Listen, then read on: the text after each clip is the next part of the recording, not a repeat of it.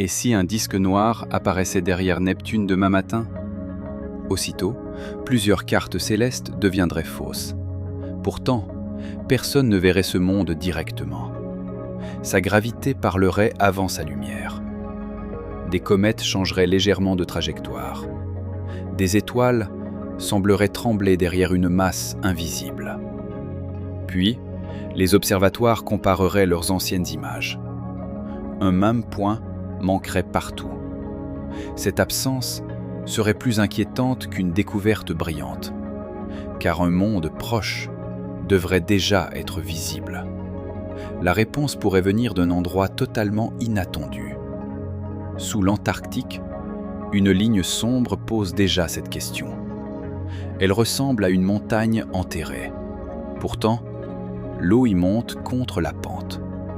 Durant les premières minutes, les observatoires vérifieraient chaque erreur possible. Une poussière instrumentale pourrait produire un faux point. Une étoile faible pourrait imiter un objet mobile. Même Neptune pourrait brouiller certaines mesures. Mais plusieurs télescopes observeraient depuis différents continents.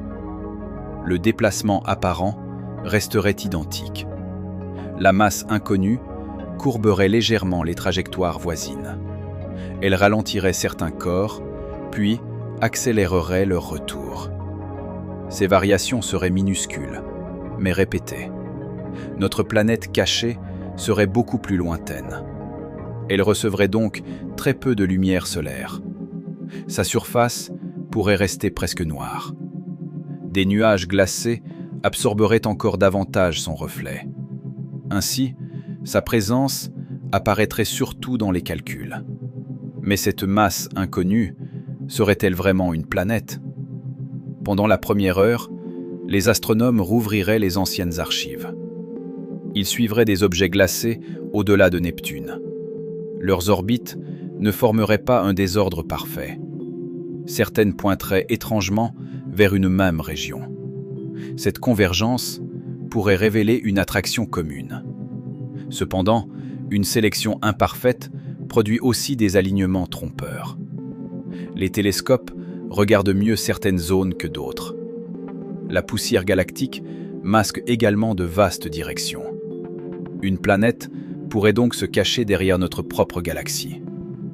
Elle bougerait lentement devant des millions d'étoiles.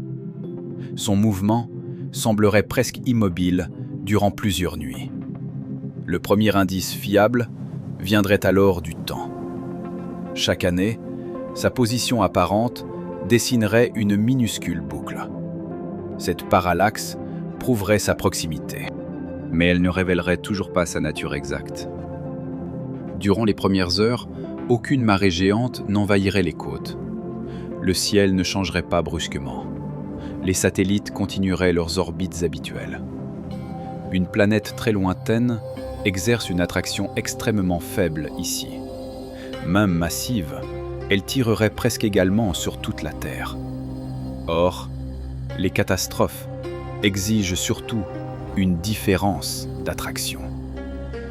Cette différence produit les forces de marée. Sans elle, aucun continent ne se déchire soudainement.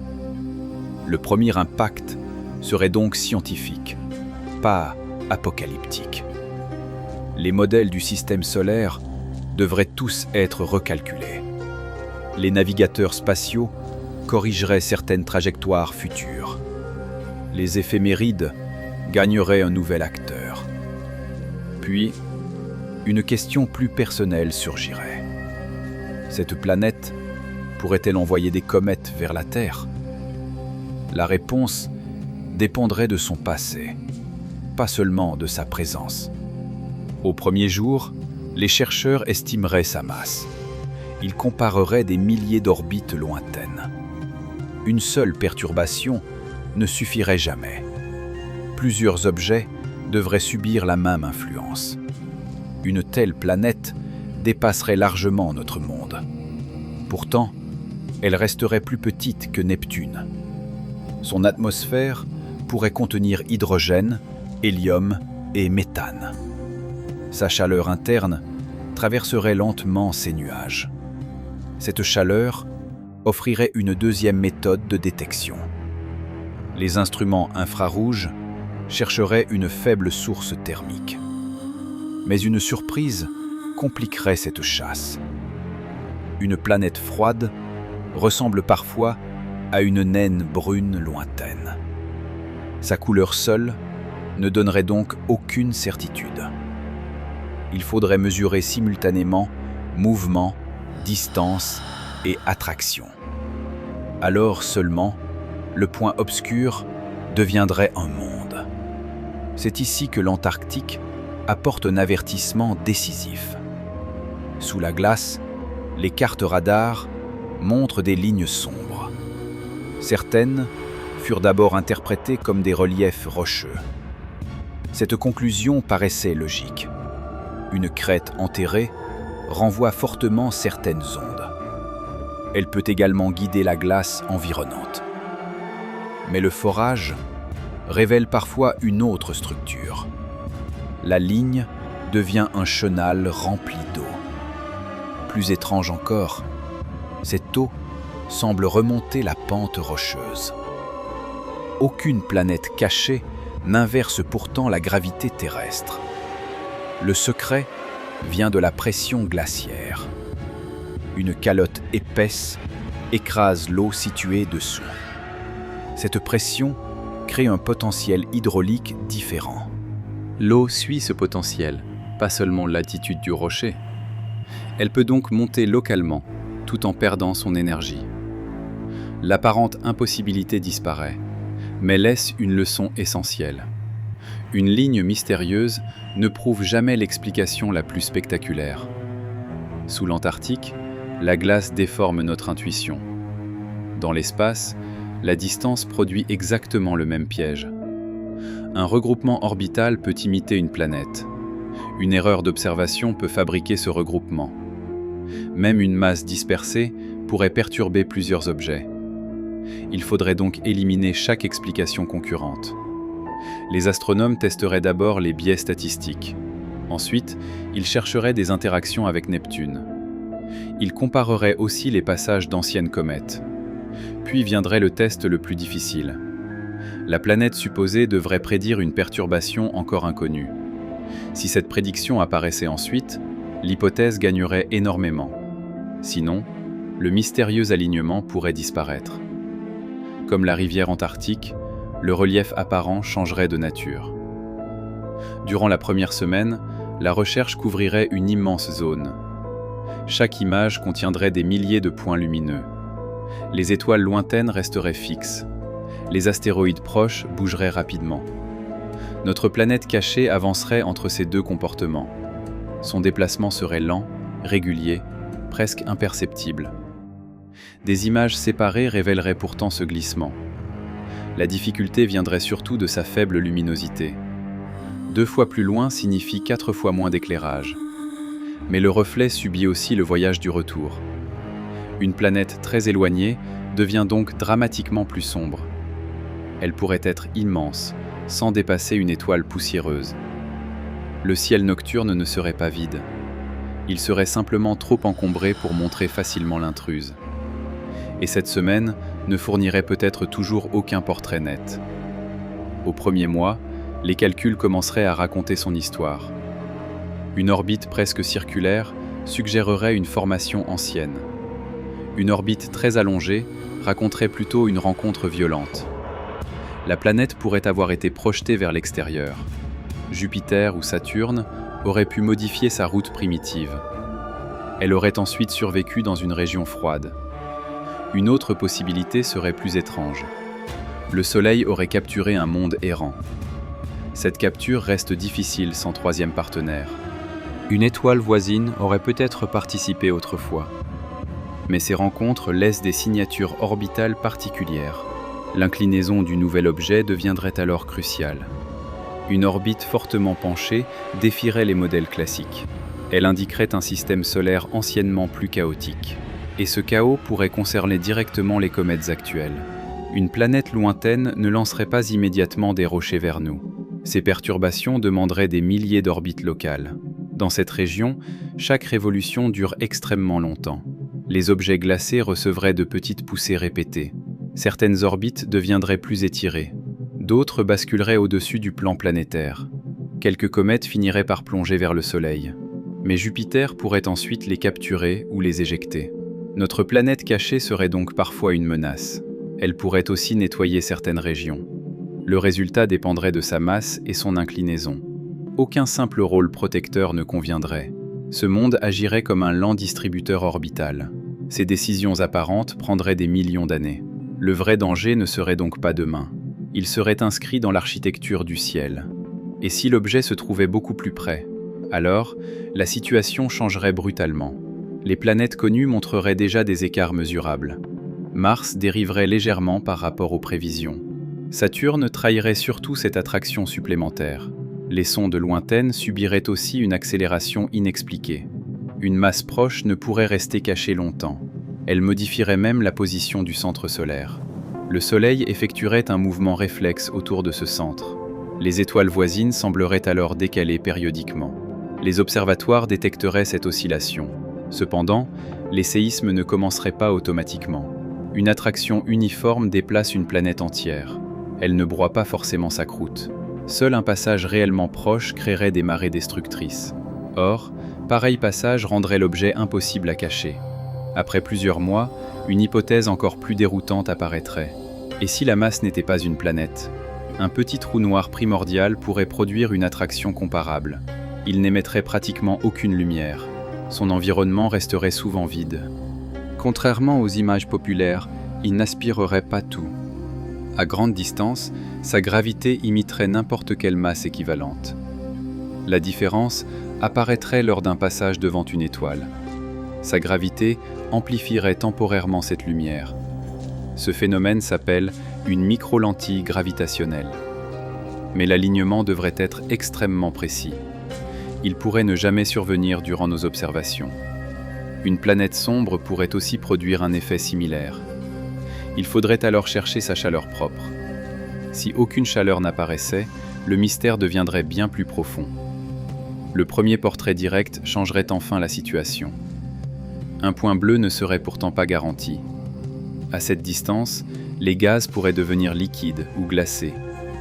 Le méthane absorberait certaines couleurs. L'hydrogène comprimerait les couches profondes. Sous cette enveloppe, un océan exotique pourrait exister. Il ne ressemblerait pas aux océans terrestres. La pression transformerait l'eau en phase inhabituelle. Certaines glaces resteraient solides malgré une température élevée.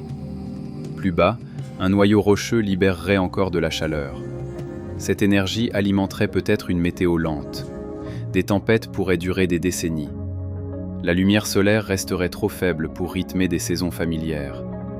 Le ciel local serait presque noir, même en journée. Et le soleil ressemblerait seulement à une étoile très brillante.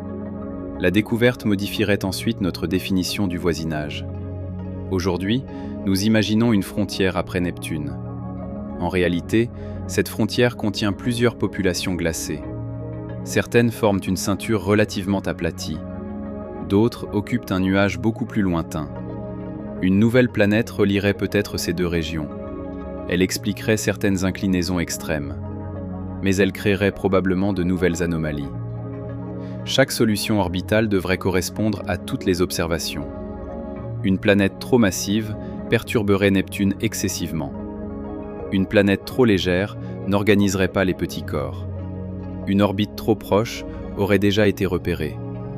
Une orbite trop lointaine manquerait d'influence. La découverte deviendrait donc un problème d'équilibre. Et cet équilibre fixerait son emplacement presque comme une empreinte. Une mission spatiale semblerait immédiatement évidente. Pourtant, la distance imposerait un choix cruel. Une sonde rapide pourrait arriver sans pouvoir ralentir. Une sonde lourde emporterait davantage d'instruments, mais son voyage durerait bien plus longtemps. Même leur vitesse paraît faible face à cette destination. Une assistance gravitationnelle pourrait accélérer le départ. Jupiter offrirait une puissante impulsion.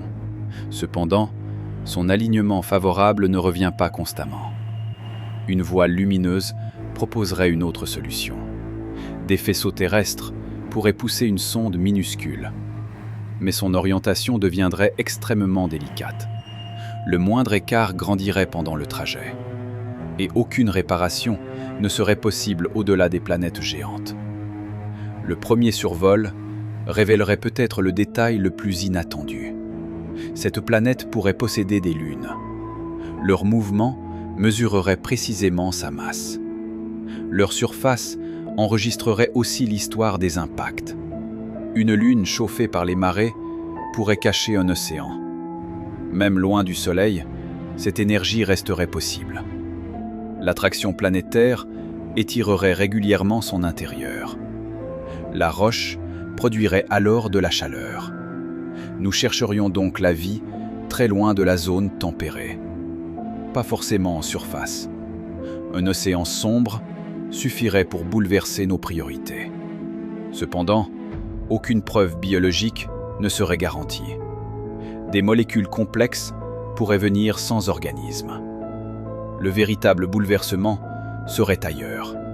Notre système ne finirait plus avec les mondes connus. Il posséderait une seconde architecture, froide et longtemps ignorée. Puis reviendrait la ligne sombre sous l'Antarctique. Elle semblait d'abord dessiner une montagne. Le forage montrait plutôt un passage liquide, et l'eau paraissait défier la pente. Pourtant, aucune loi physique n'était brisée.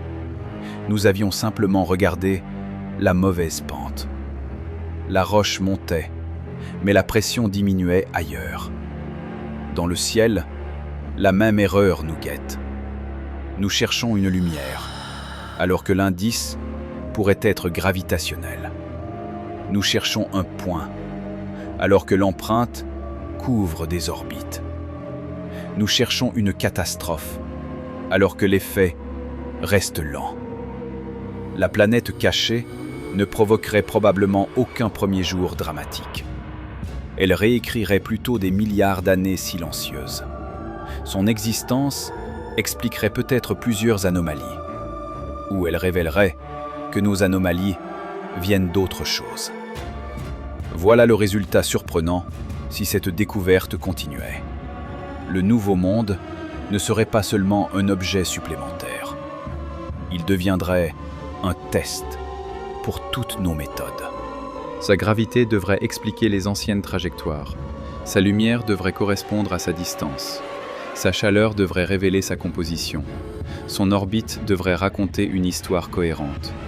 Une seule contradiction pourrait renverser toute l'interprétation. Comme sous la glace, l'évidence visuelle ne suffirait jamais. La meilleure preuve serait une prédiction réussie. Un corps encore inconnu devrait bouger exactement comme prévu. Alors, l'invisible deviendrait mesurable avant même son image. Et si aucune planète n'apparaissait, nous découvririons peut-être une erreur plus importante encore. Car le vrai mystère n'est pas seulement ce monde caché, c'est notre capacité à confondre une montagne avec une rivière.